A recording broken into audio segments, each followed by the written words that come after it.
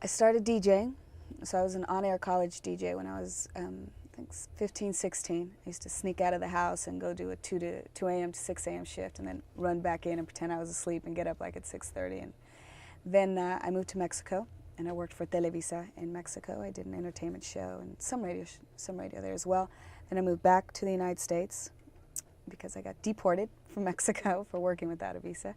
And then I came back here and I went to work for Arista as a college radio person. The first month that I worked here, I actually lived in Las Vegas. So I used to drive from Las Vegas every day to Los Angeles, which is about 4.5, 5 hours each way, and or I would sleep in the car, whatever was convenient. So I was interning for Arista. Then I went to BMG because BMG bought Arista, and then I went to Jive, and then from Jive I worked at a label at Interscope. I was actually the first female vice president of any hip-hop label, so I worked for them. And what did I do after that? And then I kind of did some independent stuff. I've never really stayed at a label for very long because after a while, working for labels kind of drains your spirit a lot. So, you know, you leave for a while, and then you come back and you leave. Then I worked for Delicious Vinyl, and that's how I met the guys.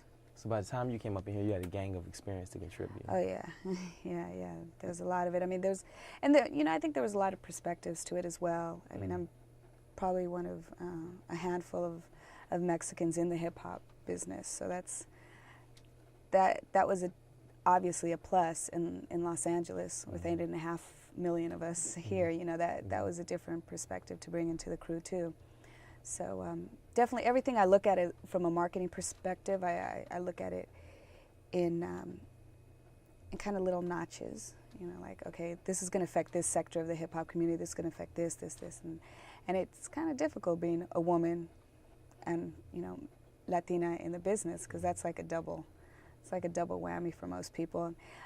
But it's really been an advantage for the Wake Up Show because, you know, we're in the right markets.